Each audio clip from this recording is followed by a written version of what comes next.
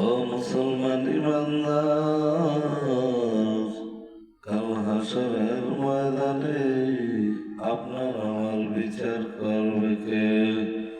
ও মুসলমান ইমানদার, একটু চিল্লায় বলেন আমার আল্লাহ। আমার আল্লাহ হাসরের ময়দানে ইনসাফের বিচার করবে, এমন বিচার করবে যে বিচার দুনিয়ার জমিনে কখনো কেউ করে নাই।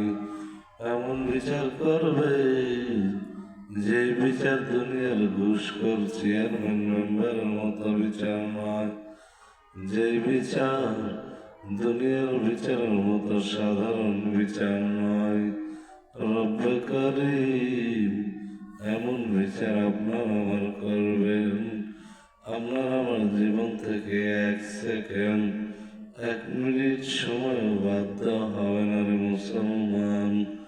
সুতরাং এমন বিচারের জন্য রব্বে করিমের সামনে দাঁড়ানোর মতো কিছু আমল আমাদের করার দরকার আছে না নাই?